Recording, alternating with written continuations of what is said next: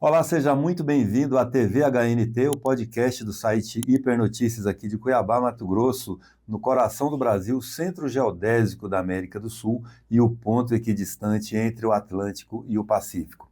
Eu sou o jornalista Kleber Lima e hoje eu tenho a honra de receber aqui em nossos estúdios o fundador e conselheiro de uma das principais equipes de Stock Cars do Brasil, o Andrea Matheis, da equipe Amatheis Motorsport, que participa da 5ª etapa do Campeonato Nacional de Stock Cars este fim de semana, aqui em Cuiabá. Matheis, seja muito bem-vindo. Para nós é uma alegria recebê-lo aqui no HNT TV.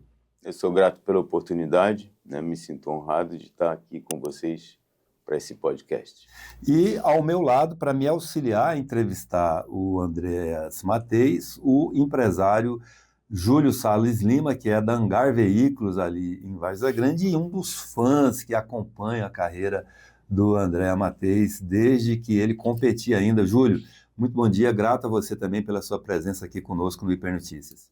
Grato e estou muito feliz de estar aqui, Kleber, e junto com o Andreas Matheis aqui. Muito bem, nós vamos quebrar um pouquinho o protocolo hoje. Antes de começar a entrevista, nós vamos exibir um vídeo que nós pegamos lá no Instagram, na página da Amatheis, para fazer uma homenagem ao Andreas aqui, para que todos os nossos telespectadores também conheçam um pouco mais da trajetória dele. Tem gente que aprende a amar a velocidade. O Andreas nasceu com ela correndo nas veias. Das pistas de décadas atrás aos boxes de hoje, existe uma coisa que nunca mudou: a forma como ele vive o automobilismo, intensamente. Como piloto, acelerou até deixar a sua marca. Como chefe de equipe, transformou talento, visão e obsessão por performance em uma das estruturas mais vitoriosas da Stock Car. Mas o legado do Andreas vai além das vitórias. Está nos detalhes que pouca gente vê, nas madrugadas de trabalho, na busca constante por evolução, na coragem de se reinventar, na forma como ele dá vida pela equipe, seja atrás do volante, seja comandando cada passo dentro dos bastidores.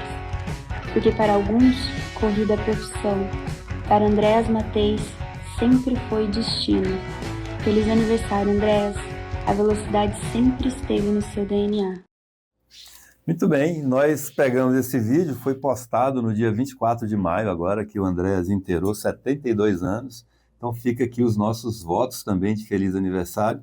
Gratidão. E agradecidos por poder receber uma pessoa com a sua trajetória aqui em Cuiabá.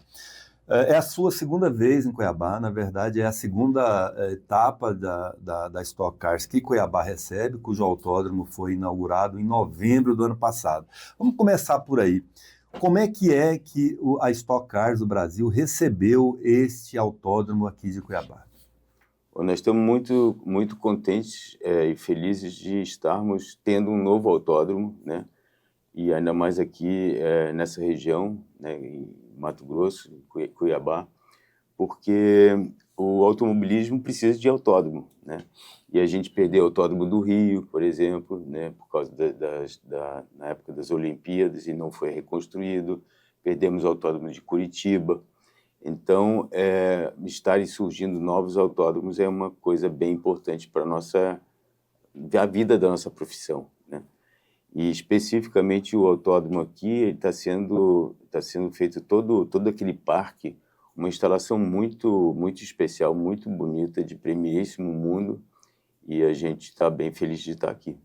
E é também o único preparado para ter provas noturnas no Brasil, É a única etapa que acontece de noite, De todo o campeonato. Sim, é a única prova noturna do campeonato. E no ano passado nós, inauguramos essa modalidade da Stock Car noturna aqui em Cuiabá e agora passou a fazer parte do calendário.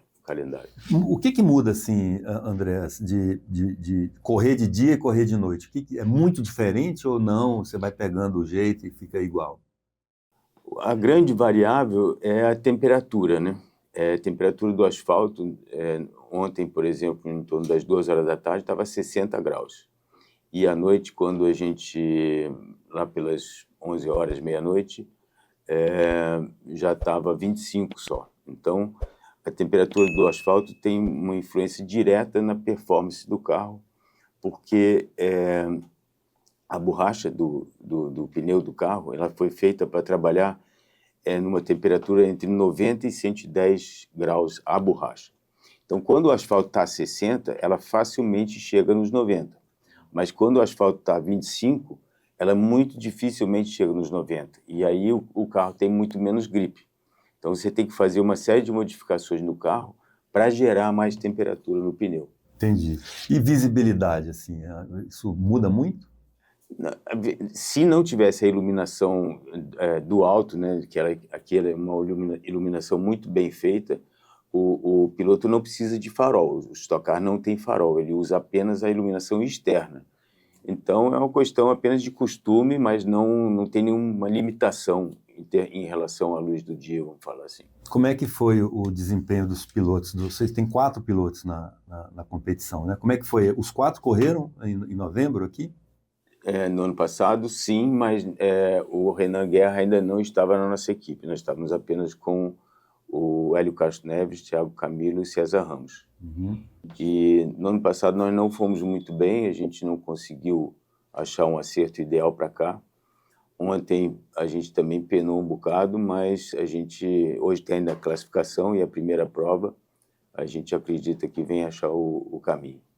Olha, quando eu convidei o Andréas para essa entrevista, eu falei assim, Andréas, eu quero que você vá lá no podcast, mas para falar para leigos, né?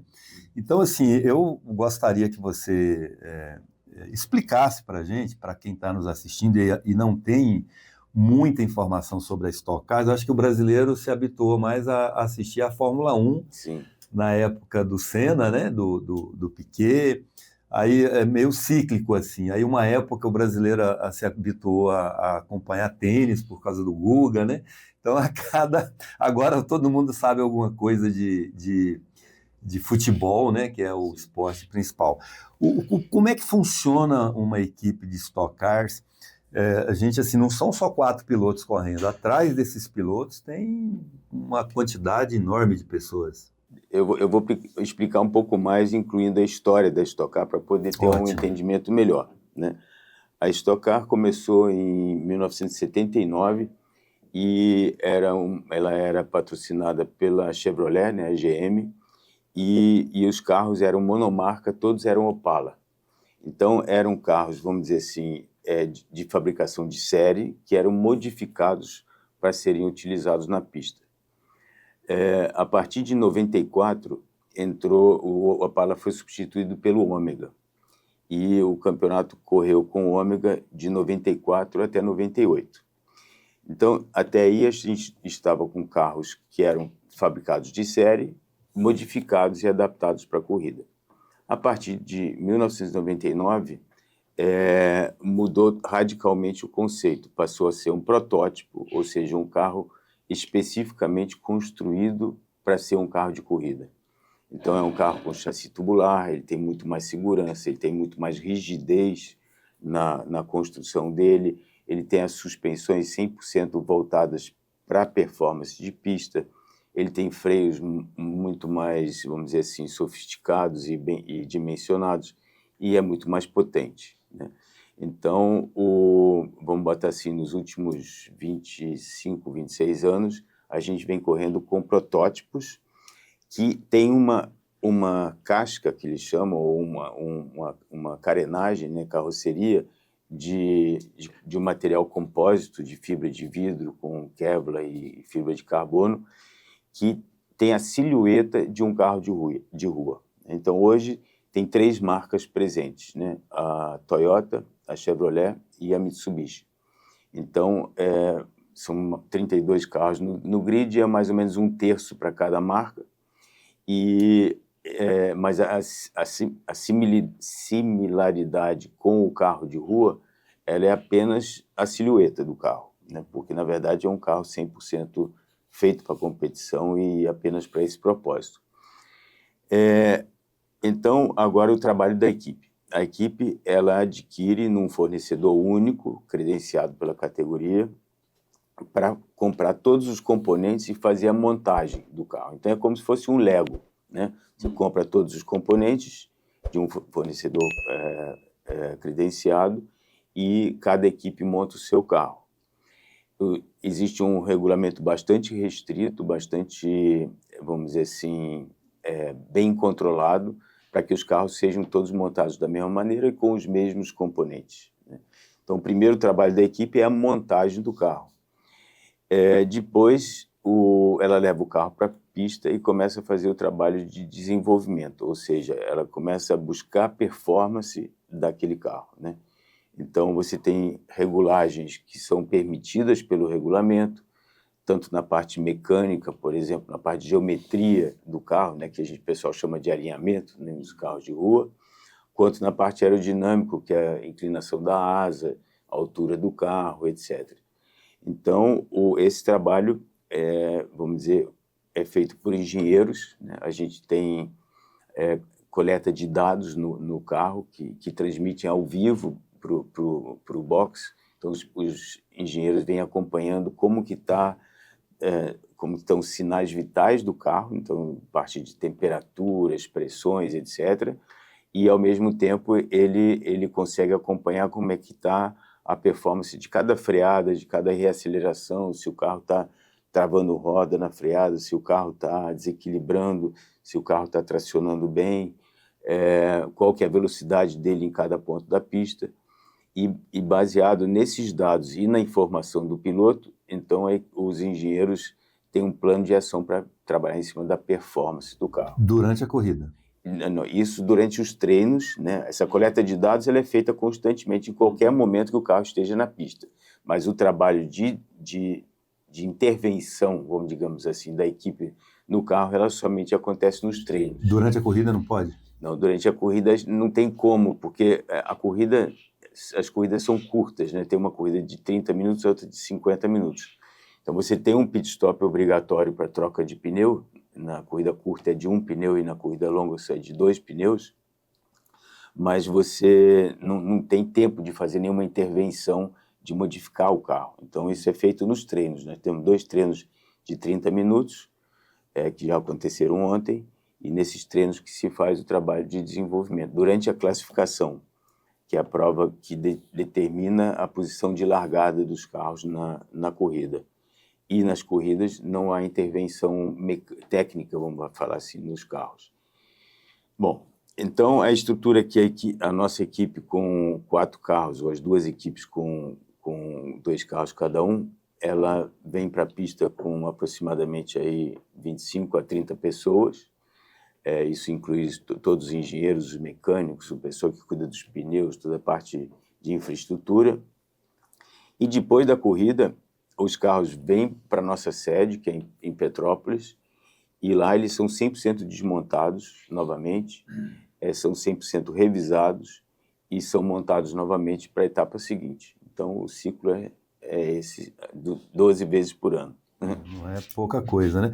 O Andréas Matheis, piloto, começa a história dele quando? Já nessa fase de protótipos, em 99, e é quando o Júlio começa a acompanhar, a Stock Car, Júlio? Vou chamar o Júlio para participar um pouquinho aqui. Eu conheci a Stock Car na época dos Opala, 250S, né? Uhum. Era os 400, aí depois veio o 250S, né? Eu tinha uma pessoa que eu conheci em Goiânia, que era um piloto chamado Alencar Júnior. Em 77, eu estava servindo o Exército, saindo do Exército, aí eu fui fazer um curso de piloto de avião. E lá eu conheci o Alencar Júnior. Eu fiz toda a primeira parte, inclusive ajudei ele a passar no concurso, na prova, tudo, né? Podia fazer uma colinha e tal. E aí nós fizemos amizade. Aí eu passei algumas viagens, eu fiz com ele. Aí eu gostei da Stock Car. Logo na sequência, tinha uma disputa famosa no Brasil, né? Era Toninho da Mata, né? Era o Campeonato Brasileiro de Marcas de marca, né? E Andréas Matheis. Um corria de Passat e o outro corria com o carro que você mais corria era o... Foi mais tempo foi no Escort. No né? Escort. Mas... Então tinha uma disputa, né? Então eu fiquei conhecendo André Matheus, Toninho da Mata, tudo. Aí depois de muito tempo, aí eu já soube que o André Matheus era mais próximo de mim pela religião. Aí quando foi ter a corrida aqui, eu falei, eu tenho que conhecer esse caboclo, entendeu? Aí eu procurei as pessoas, tudo, aí ele me ligou. Eu liguei para ele não pôde atender, aí você me ligou. Oi, você que é o Júlio, tal. Eu falei, tá. Aí foi quando a gente começou essa amizade, Kleber. Mas eu sou um apaixonado pela Stock Car, gosto demais. Todo domingo, agora é uma vez por mês, né? Mas eu procuro assistir todas as outras corridas que tem, de Porsche e tal. Então eu estou bem alinhado com isso e hoje nós estamos começando essa amizade que você também está podendo usufruir dessa amizade aí. Certeza. E aí, Andréas? Aí você começa a correr por influência do seu pai? Como é que foi isso? Então, na verdade, o meu pai ele foi piloto na década de 40, início da década de 50, né? Eu nasci em 54, ele correu até 52. E ele era apaixonado pelo automobilismo, tinha oficina em casa de preparação também de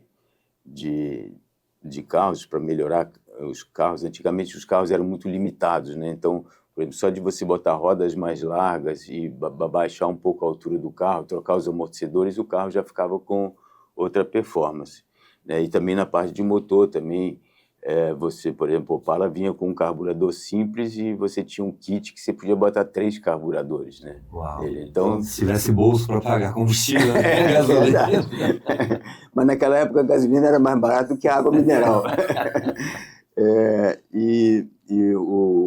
Então o meu pai, desde pequenininho, ele me, vamos dizer assim, foi meu professor, meu mestre, né? Guiou, né, você para a profissão. Me guiou. Então, na época, eu corri de kart, ainda criança, né, a partir aí dos 7 anos, mais ou menos, e eram corridas, vamos dizer assim, ainda assim, de brincadeira, né, lúdicas, digamos assim, e a partir dos 14 anos que eu passei a competir mais, vamos dizer, de uma forma mais profissional, né? Mas eu vim entrar mesmo no automobilismo, eu corri de kart, né, jovem, né? Mas eu vim a correr profissionalmente, como piloto profissional, aos 30 anos só. Mas tem uma história, você me mostrou já um protótipo que você construiu junto com seu pai, você tinha 18 anos. A gente pode mostrar esse protótipo depois aqui? Pode. A gente mostra aqui, produção, eu encaminho a foto. Então, esse carro, eu comecei a construir ele aos 14 anos e terminei aos 18. Então, eu fiquei 4 anos. Eu sempre falo assim que isso foi meu projeto pré-curso, né? Normalmente, quando a pessoa faz engenharia, ela faz um projeto de final de curso, né? Então, o meu foi... TCC, né? Exatamente. O meu foi pré-curso. Então, isso foi um carro que a ideia foi do meu pai também, que também é um protótipo, chassi tubular, que na época com a tecnologia mais avançada que tinha, que era a mecânica Fox. Na época tinha o Fórmula V no Brasil, que era um carro de Fórmula com mecânica Volkswagen. E aí, só que ele tinha um motor invertido. O motor do Fusca, na verdade, sempre ficava atrás do eixo traseiro, né? E aí esses carros tinham um motor para frente do eixo traseiro, era invertido. E esse carro que a gente construiu foi baseado nesse Fórmula, só que para ele poder andar na rua, a gente fez um chassi tubular e é uma carroceria, vamos dizer assim, que tem uma semelhança com o bug, né? Esses bugs de andar na areia, só que ele era um bug, vamos dizer assim, para andar no asfalto, né? E desenvolver velocidade maior. Exatamente. Então, isso aí foi, vamos dizer assim, minha história de aprendizado a trabalhar com carros, né? A construir carro e foi numa oficina aqui em Petrópolis que também o dono da oficina também era piloto e ele tinha uma habilidade muito grande em termos de construir coisas, soldar, moldar e tal. Ele fazia os protótipos que ele corria na época. Meu pai era amigo dele e aí, vamos dizer assim, o meu pai, juntamente com o Renato Peixoto, que era esse piloto e dono dessa oficina, foram meus professores, digamos assim, né? Mas depois eu corri de kart ainda assim até os 20 anos, 21 anos mais ou menos, Mas aí eu só vinha correr profissionalmente, como piloto profissional mesmo, aos 30. Em que categoria? Na categoria marcas e pilotos. No Brasileiro Marcas, eu comecei pela Volkswagen, depois eu passei para a Ford. E isso foi entre 85 e 94. Foram, assim, e na verdade foi uma época áurea, digamos assim, do Marcas, onde os pilotos todos de destaque que estavam na estoque foram correr de marcas. Então estava lá o Ingo Hoffmann, o Toninho da Mata, o Chico Serra, Paulo Gomes, né? O próprio Alencar Júnior correu lá também. Então, era um campeonato bastante disputado, as fábricas apoiavam, né? Eu era piloto contratado pela Volkswagen, né? E aí depois, a partir de 88, eu tive a oportunidade de trabalhar numa equipe e chefiar essa equipe, e aí vamos dizer assim, engenheiro do meu próprio carro, que era o que eu mais gostava, de fazer o desenvolvimento e buscar essa performance no carro que eu pilotava.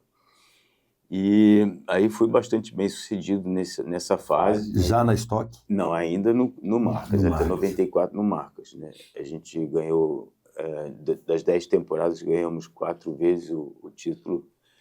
E aí o Marcas acabou em 94, porque ele iria mudar para um campeonato de marcas com carros importados. Na época teve abertura e passou-se a poder importar os carros, só que em 95 houve uma restrição e as taxas de importação subiram muito. Então as fábricas perderam o interesse de promover o campeonato com os carros importados. E aí acabou o campeonato de marcas.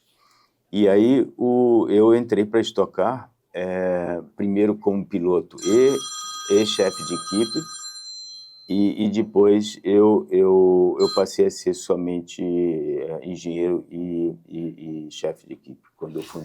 Tá, aí você inicia, considerado tarde, porque hoje os pilotos são bem jovens, os iniciantes, né? Sim, sem dúvida. Você começa com 30, 31 anos, corre um tempo, e como é que se dá essa evolução sua de piloto para... Não, vou montar a minha própria equipe, não quero mais correr, eu quero... Então, conforme eu lhe falei, em 88, eu além de correr, eu consegui trabalhar numa equipe onde eu era o engenheiro do meu próprio carro. E a partir daí eu comecei, as pessoas começaram a ver, vamos dizer assim, valor no meu trabalho como preparador, que eles chamavam na época, que na verdade é engenheiro, e em 88, 89 eu trabalhei em equipe de terceiros, e a partir de 90 eu montei minha própria equipe, onde então eu preparava o meu carro de corrida e preparava mais outros para clientes, né? E quando em 94, final de 94, o Marcas acabou, eu fui procurado, eu tentei correr na Stock, corri em 94 na Stock, mas não consegui nem fazer a temporada inteira por falta de patrocínio. E aí eu tinha minha equipe e tinham já um nome como equipe, né? E aí alguns pilotos começaram a me procurar para eu fazer Stock Car para eles. Isso foi a partir de 95, né? Então, de 95 até agora, eu tô como chefe de equipe e engenheiro da minha própria equipe, que presta serviço, vamos dizer assim. Mas você não chegou a correr, então, como piloto na sua equipe? Eu corri na minha equipe de marcas. Não, na Stock. Na Stock, eu corri somente no ano de 94.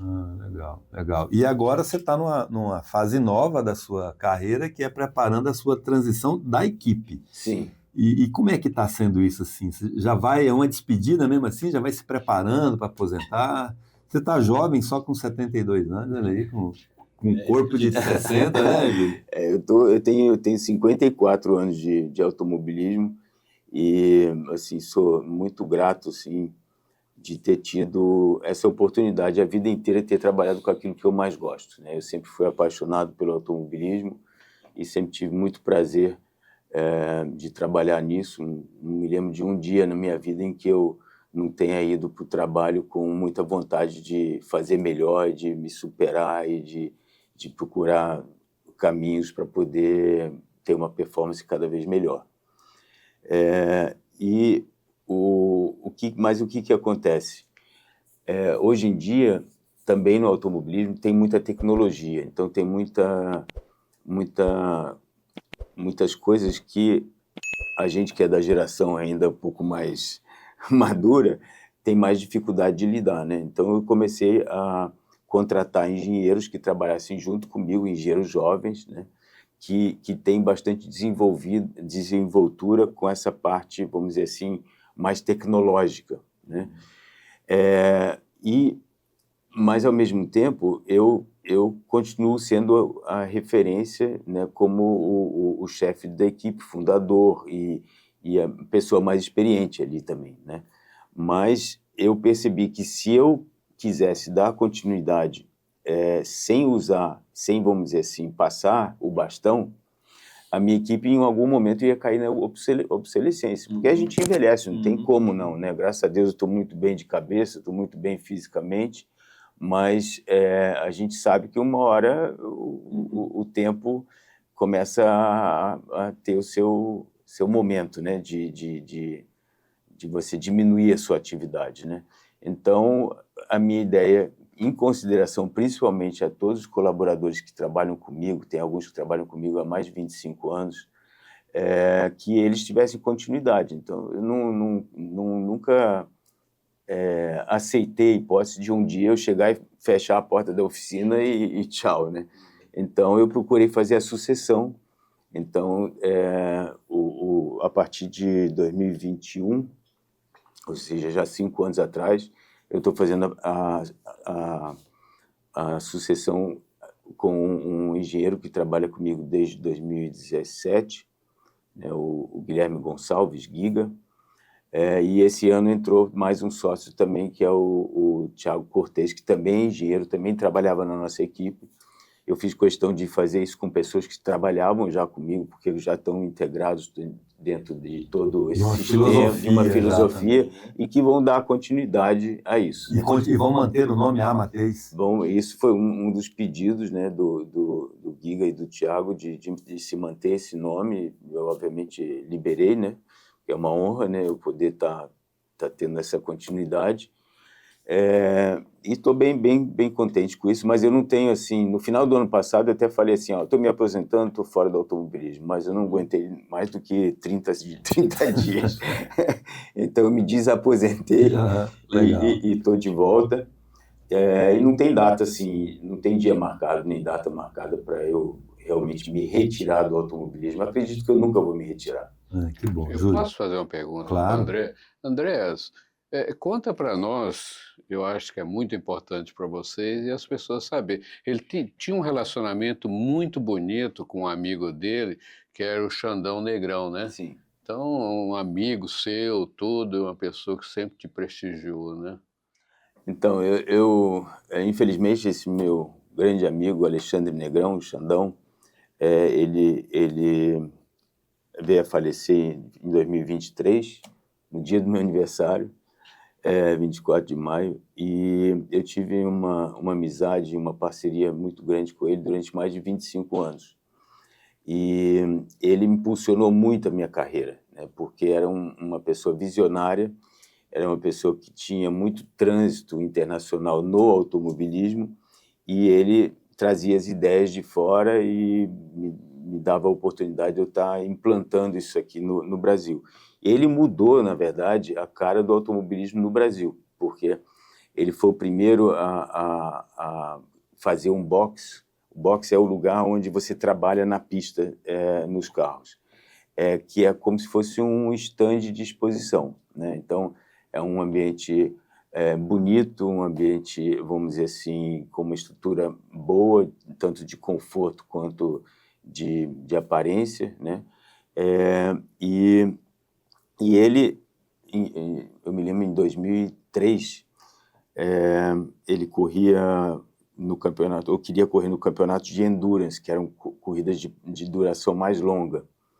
E e ele queria trazer da Alemanha um carro que corria no Campeonato Alemão de Turismo, né? E ele, vamos dizer assim, pediu que eu fizesse a pesquisa, fizemos a pesquisa, compramos esse carro lá fora, um Audi TT, da equipe oficial da Audi no Campeonato Alemão de Turismo, DTM, e eu tive a oportunidade de ir algumas vezes para a Alemanha e, vamos dizer, trazer tecnologia e informação de lá. Isso realmente deu um upgrade muito grande também na minha carreira. E eu corri com ele, né? Depois que eu parei de correr profissionalmente, digamos assim, o Xandão e eu corremos juntos ainda em 2007 e 2008 no campeonato GT3, recém-chegado no Brasil naquela época. Fomos campeões em 2007, 2008. E depois eu voltei a correr com ele em 2020, né? Foi a última atuação minha assim no automobilismo como piloto. E dele também, né? E dele também. O Xandão parou basicamente em 2021. Ele fez algumas provas, mas ele já estava começando a ter esse problema da doença e ele teve câncer no pâncreas, né? Infelizmente, ele lutou muito para conseguir vencê-lo, mas não conseguiu. Tá, eu vou... Sobre a sucessão ainda, queria retomar um pouquinho. Por exemplo, eu tenho 3 filhos. O meu mais velho é psicólogo. O do meio agora tá entrando numa faculdade de publicidade, então está mais próximo da minha atividade de jornalismo. E um caçula que eu não sei no que vai dar. Você tem 3 filhos também, 2 meninas, uma é atriz, a outra é colunista de automobilismo, e um rapaz que é diretor técnico da Stock Cars. Assim como você herdou essa paixão pelo esporte do seu pai, você não se ressente de não deixar um legado, assim, de ter um filho, por exemplo, que queira tocar um negócio com você? Ou o Rodolfo está inserido nesse contexto da sucessão? Não, o Rodolfo não está inserido diretamente na sucessão, por quê? Em 2017, eu já tinha essas 2 equipes. E aí eu dei uma das equipes para o Rodolfo, né? Falei para ele: Rodolfo, eu quero que você faça o seu nome, eu quero que você saia debaixo do meu guarda-chuva, porque ele sempre era o filho do Andrés, né? E eu queria que as pessoas vissem, chegassem para mim: você é pai do Rodolfo, né? Legal, não chegasse para o Rodolfo e falasse: você é filho do Andrés. E o Rodolfo, ele trabalhou na Stock Car de 2003 até 2024. Então, mas ele, vamos dizer assim, se desencantou com algumas coisas dentro da Stock Car e não teve também assim a coragem de fazer o investimento dos carros novos que entraram a partir de 2025. E, ao mesmo tempo, a paixão dele está mais voltada para a terra, né? Então, ele corria rally de moto, correu o Dakar algumas vezes, correu o rally dos Sertões. E ele, então, paralelamente, ele montou uma equipe de rally, onde ele presta serviço com carros de rally, né? Então, em Petrópolis também, ele alugou uma fazenda lá, fez uma pista lá para as pessoas poderem treinar num ambiente fechado, né, como se fosse um autódromo, só que vamos dizer, pista de terra, né, para os carros de rally. Então, ele é muito mais chegado a essa parte. Hoje em dia, ele está trabalhando também e até prioritariamente, com a parte de customização de carros especiais, né? Então, por exemplo, um cliente...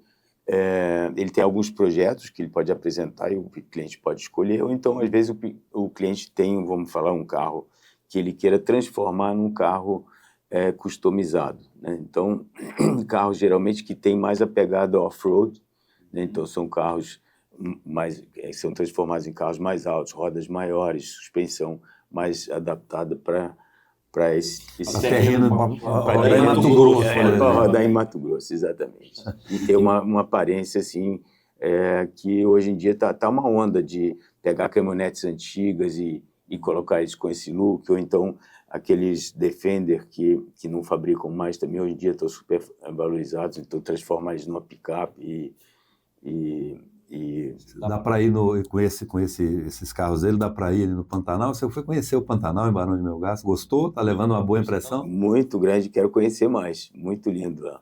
Conheci a Chapada aqui também, estou apaixonado pela A Chapada, se você autorizar também, a gente faz um giro de fotos aqui, né? Fomos em algumas cachoeiras, fomos juntos, né? Sim, E algumas... à vontade. Tá bom, com a Ana, sua companheira também, que é uma pessoa formidável.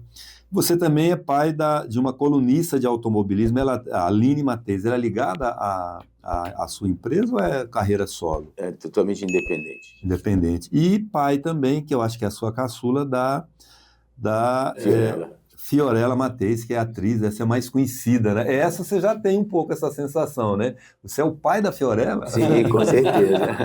Mas hoje em dia também as pessoas chegam para mim, você é o pai do Rodolfo, né? Porque ele está indo muito bem no trabalho dele, está feliz, realizado também. A esposa dele, inclusive, trabalha com ele também no Camila Matheus. Trabalha com ele no Rally, os dois são bem... Muito bom, a gente já está caminhando aqui para 38 minutos de entrevista. Para a gente concluir, eu gostaria que você falasse um pouco de como é que está os 4 pilotos das suas equipes neste campeonato que estão disputando este final de semana aqui em Cuiabá. Tem um que está em segundo lugar, né, na pontuação geral. Gabriel Casagrande. Que é o Casagrande. E como é que tá as perspectivas aí dos demais? Vocês vão chegar no pódio aí, entre os 3 melhores até o final? Como é que tá isso? A gente está constantemente buscando assim, se superar, né, e conseguir melhores desempenhos. A gente, ontem nos treinos não foi tão bem, né? O Thiago Camilo ficou em 10º dos 30, né, nos treinos de ontem, e o Gabriel Casagrande já ficou 11º. E os outros ficaram mais para trás. Então, não é o lugar que a gente quer estar, né? Então, para hoje, eu saindo daqui, justamente estou indo para lá, para a gente se reunir com a equipe técnica e ver quais os caminhos que a gente pode analisar os dados, né, e poder ver quais os caminhos que a gente possa adotar hoje para a prova de classificação e principalmente para a corrida, que é à noite. Voltando à condição de leigo, as 2 corridas pontuam? A de hoje e a de domingo? Sim. De sábado? A de hoje é de sábado. Normalmente ela é sábado e domingo, né? Uma é sábado, outra é domingo, mas especificamente hoje, nesse momento que é noturno, né? Começa às 5 para meia-noite, né? A prova de hoje, ela acaba sendo no sábado, sim, mas a outra prova, então, é no sábado à noite.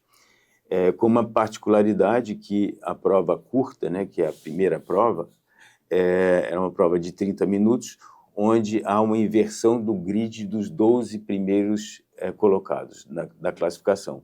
Então, o que fez o melhor tempo, ele larga em 12º, e o que fez o 12º tempo larga em primeiro. Então, a estratégia hoje é não acelerar muito. Hoje o ideal é largar ali fazer em torno desse 11º tempo para largar na frente hoje, na prova de hoje.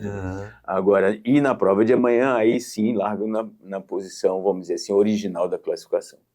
Ele está falando com o nosso podcast, é gravado, então hoje que ele fala é sexta-feira, dia 19 de junho, né? E as corridas vêm ser dia 20 e 21.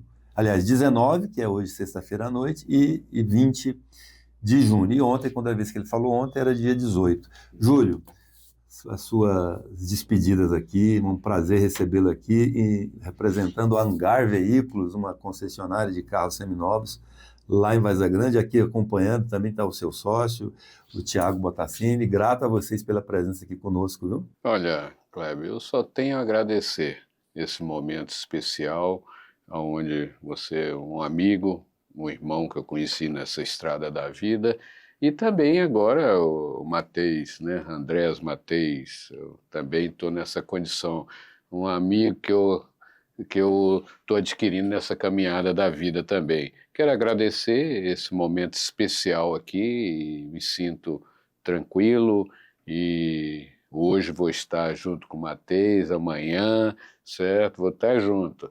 Dessa vez ele não quis eu como motorista dele particular, entendeu? Quis mais independência, certo? Mas eu vou estar lá e agradeço a oportunidade e dizer que a Hangar está de braços abertos lá para receber vocês, certo? Um abraço, Cleber. Tá bom, Beijão grato. para você. Andrés, grato a você também, para nós é uma honra, tá? Assim, poder recebê-lo aqui, para mim particularmente ter convivido com você, com a sua esposa, no final de semana passado lá em Chapada, e a gente, né, Júlio, já estamos começando a programar uma visita lá à casa de vocês em Petrópolis também, aí quando tivermos oportunidade. Grato a você, viu? E boa sorte nas corridas de hoje e amanhã. Então, Kleber, eu quero agradecer a oportunidade de estar aqui, tendo esse bate-papo, né? Me sinto honrado pela oportunidade e agradecer a amizade de vocês, né? Então, realmente, eu estou bem feliz aqui e agradecer também a receptividade do povo daqui de Cuiabá a Stock Car, né? A gente se sente muito bem recebido e gostamos muito daqui. Tá joia. Gratidão. Gratidão é nossa, então você, até o nosso próximo encontro.